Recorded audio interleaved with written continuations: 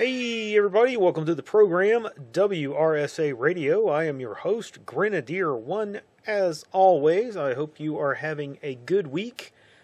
It's been an interesting one this week. It's kind of been feast or famine for us, with story wise. We go from not a lot going on to a few weeks ago to a lot going on this week. We're going to focus on the absolute clown show that happened last night with the GOP debates and the Trump interview with Tucker Carlson, that kind of thing. There were a few other things that happened that I will mention, but either don't have enough info to make a lot of content with it, or it's just not something that I've gotten into to enough to accurately speak on it. The first of those being, we don't have a whole lot of information yet.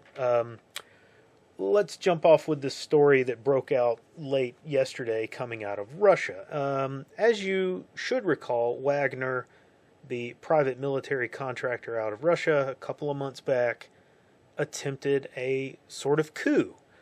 And that failed, and their leadership was forced to kind of shift operations to Belarus.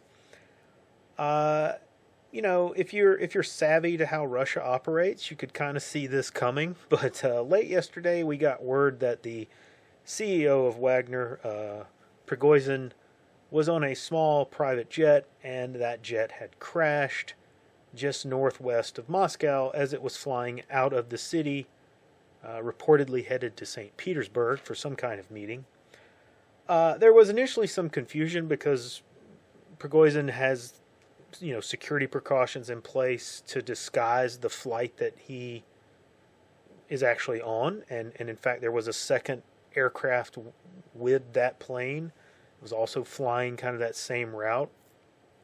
And there was some confusion about whether he was aboard that plane or the one that had crashed. But as the evening went on and more details came out, it indeed was confirmed that Prigozhin was indeed on the aircraft passenger list for the plane that had crashed. Now, there is, however, in fact, still some uncertainty that he was actually on the plane. We only have what Russian media is reporting. They are reporting that his body was discovered in the wreckage, along with the body of the number 2 and the number 3 man at Wagner.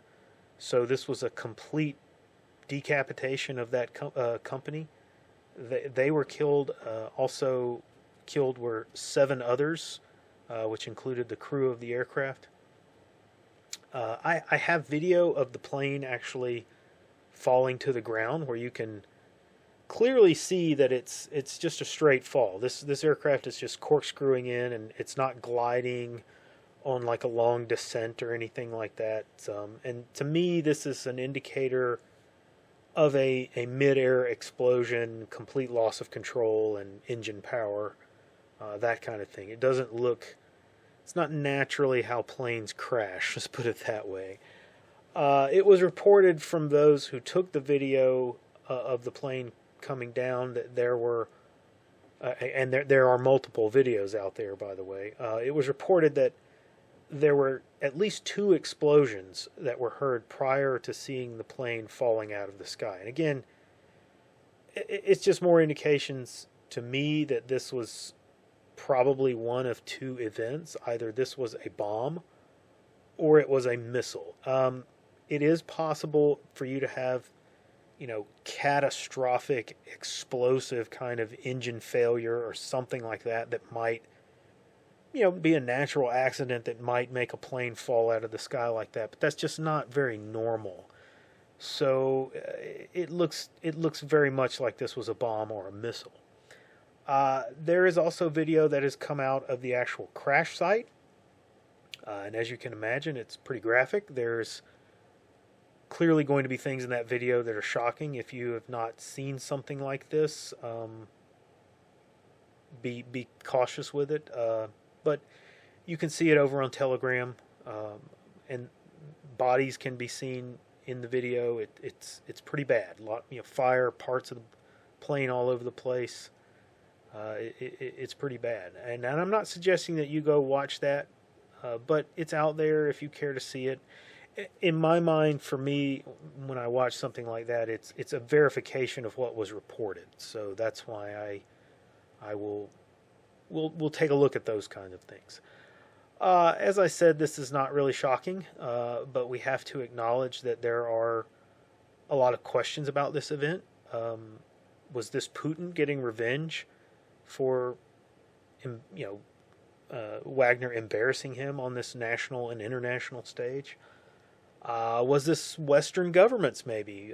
Western government that wanted to remove what can only be called highly effective leadership of a Russian military force. When you look at their record and what was done by their troops in Ukraine, they were, on average, much more effective than regular Russian troops. So taking out this leadership could be seen as a way to, weaken Russia on the international stage. Was it possibly Ukrainian intelligence planting a bomb on the aircraft? Ukrainian intelligence have done this a couple of times already, several times with high-profile Russian individuals. Lots of questions that we're going to have to follow going forward. I don't think it really matters too much in the big picture, at least in the initial fallout. This may have some long-term implications that we see kind of in relation to Russian military operations, but maybe not. We'll just have to keep our eye on it. I posted on Gab last night that the Russians have essentially won the war in Ukraine. It's all over for all practical purposes. But it's not too late for them to do something stupid that will just completely ruin that and trash that outcome and make it something that's far less than it could be. And this is one of those kinds of things. But we'll just have to see how this all plays out. But anyway, on to the other clown show. I am talking, of course, about the Republican debate hosted by Fox News last night. Where to begin with this? First off, I will be upfront and say that I did not subject myself to this entire thing because I have better things to do, like sticking hot pokers into my ears. I have watched clips and excerpts from the debate which really confirm what the majority of commenters who did watch it have been saying about it. So, from the consensus, Vivek Ramaswamy was the winner of the onstage debate, although most people are saying that Trump was really the winner, regardless of the fact that he was not there. He won by not participating. And that was somewhat of a controversial decision by Trump to just skip the debate, but it's one that I happen to agree with. This entire exercise is a stupid waste of money. I don't think anyone other than, the most uniparty establishment goon believes that any of the people on that stage have any chance of becoming the Republican nominee. At least a fair chance. Unless, perhaps, they're telling us something with this theater act. Maybe they're giving us a message that we need to be processing and, of course, reacting accordingly. In fact, one of the candidates actually kind of let it slip out in the debate. I believe it was the tired and shuffling figure of Asa Hutchinson.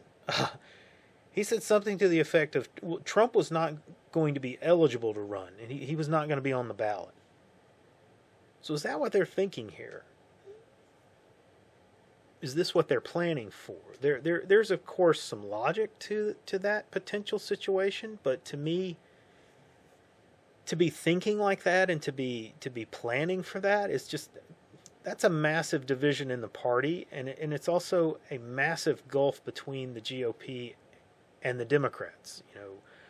Right now, as we have been seeing over the last few weeks, Joe Biden is facing his own very serious criminal accusations. We're talking bribery, corruption, abuse of power, all surrounding Hunter Biden, Ukrainian businesses, documents that Joe Biden stored in his garage, suppression of investigation, just on, item after item. Do we see any talk right now from the DNC about Joe not being the candidate? The DNC is looking more and more like they are just going to completely ignore Robert Kennedy Jr. and pretend like he's not even in the race. They're not going to even have a debate. Okay? They've already decided that Joe Biden is their candidate. And so they're not going to talk about any of the criminal accusations, any of nothing. They're not going to have a debate. It's nope, Joe's going on the ballot. That's it. Now this is terrible, of course, but it's the difference between a group of people who pretend to have political power and a group of people who rule and exercise political power. Say what you will about Democrats, they know how to exert their political power. They will just pretend that their candidate is perfectly fine and normal and ignore everything that is going on outside of their agenda. It's, the emperor with no clothes. They will not allow anyone to suggest that they may need a backup plan or that, the people might actually want to look at another candidate to pick at, a better option. Nope. They're just going, like I said, headlong into running Joe Biden and Harris, and you just have to go along with that and not ask any questions. Having a debate on their side would open up too many things that they want to keep people from talking about.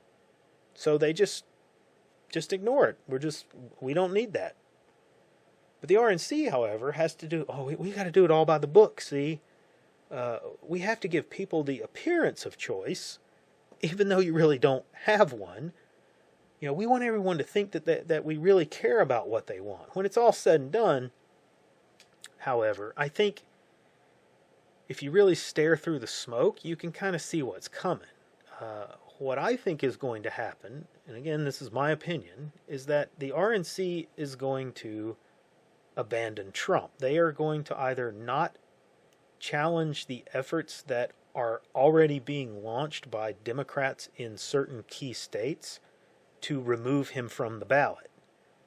They're not going to challenge those, or they are going to actively support them behind the scenes because they don't want Trump as their candidate. The establishment has already made its choice, and they're going to put Ron DeSantis on the ticket. And if I had to guess, if I was gambling on this, watching what happened on that stage last night, I think it's going to be DeSantis and Nikki Haley as the president and VP on the Republican ticket. And this is in spite of the fact that Vivek Ramaswamy was clearly sharper and more polished than either of those two.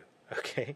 The polls show that he won the debate and that DeSantis is just continuing to tank into the ground. And watching him in the clips from last night, I have to wonder what the heck his campaign was thinking. Who told him to act like a raging lunatic? Okay, he was yelling and angry, and it just looked so strange and so forced. It was like they were yelling and we're making loud noises. It just was bizarre. He was trying to, I'm going to win over the Trump base by being the old angry grandpa, and it just was such a strange juxtaposition of the way he acted versus, he's supposed to be the kind of young and hip candidate, I guess you would say, but I don't know, it was bizarre. And Chris Christie just looks like a sad mass of rejected Democrat parts. It's like he's constructed of leftover bits of Jerry Nadler and Chuck Schumer. And since it didn't all fit together right, they just fill in the gaps with mayonnaise and spackle them together. Nikki Haley is pathetic as she tries her best to be seen as, stern and managerial but also angry and screeching, as about as much as DeSantis. So it's an unappealing look. I don't know who these people tell women that they need to look as stern and managerial as the male candidates out there. Stop pretending, okay? Just stop playing at that. Just get out there and be who you are and let that fly. And if people like it, great. If they don't, so be it. But trying to pretend that and act like that is just terrible. It looks really forced and weird. The rest of the people up there were about as interesting as potted plants, and were basically just set decorations. No one really cares about Tim Scott and Asa Hutchinson and the other guy that I can't even remember his name. Bugman is what they were calling him on Gab. I don't even know who that guy is. And we had I think Perry Johnson and Larry Elder were completely left out of the debate, not even invited, which is even more sad. It was bad. The fact is that Trump is the candidate, and in a free and honest election, he would completely trounce Joe Biden, hands down. Say what you want about him. He has his faults, and we've gone over those on this show, but he's a guy who gets people to vote for him, which is why he can't be allowed to run again. I think you're beginning to see that the establishment kind of has a problem on their hands. Joe Biden is so unlikable, sorry about that, and transparently not the president, that the illusion can't seriously be maintained that he's going to get 80 million votes. They can't do that again.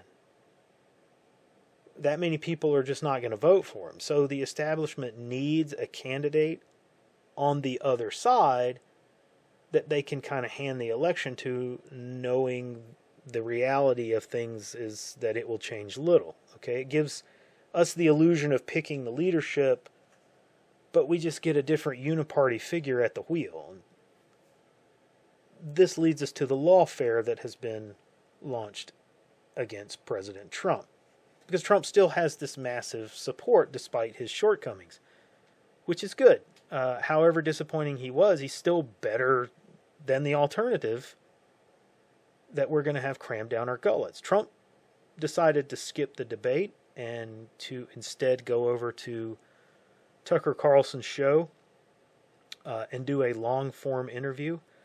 Now, I've not had a chance to watch it yet, but it got 150 million views, over 150 million views. As of about noon today, I think it was actually closer to like 160 million when I looked at it.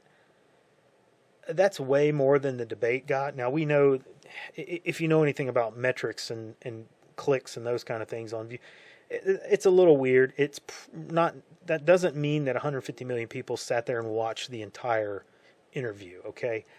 But I think it's, suffice it to say, it was way more than the debate got, and it's still crushing the debate, okay?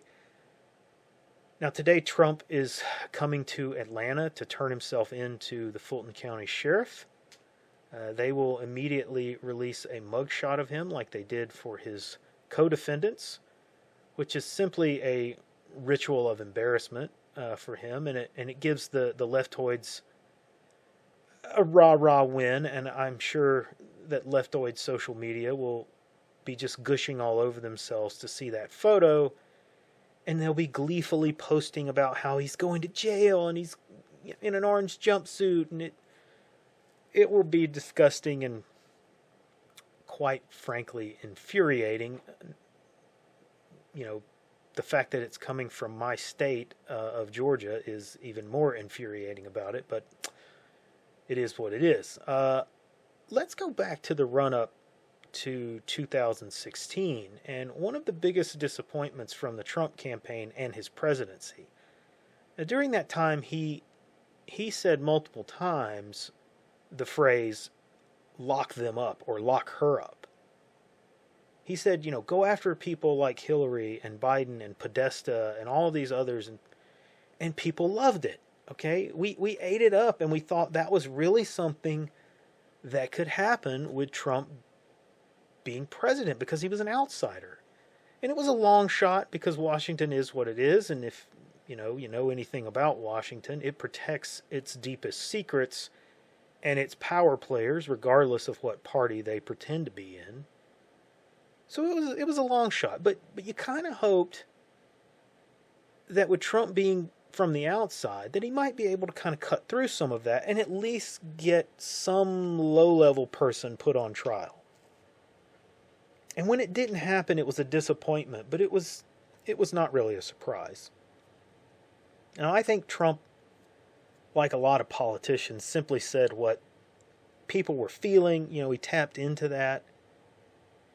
And then maybe, I'll give him a little credit. He might have said, hey, you know what, look into that and see what you can find.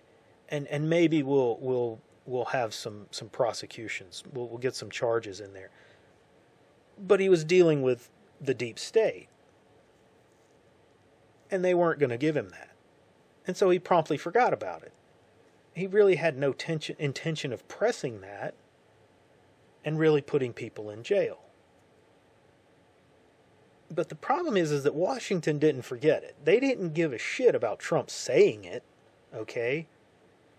What they were looking at and what pissed them off, what made them the most angry about it, was that we heard that message. And that we not only heard that message, we echoed it. We were chanting it. We were supporting it wholeheartedly. So they know that we know. And they know that we see through the game and we're tired of it. And that's not something they can live with. What they also know, however, is that we're not tired enough yet to drive tanks to Washington.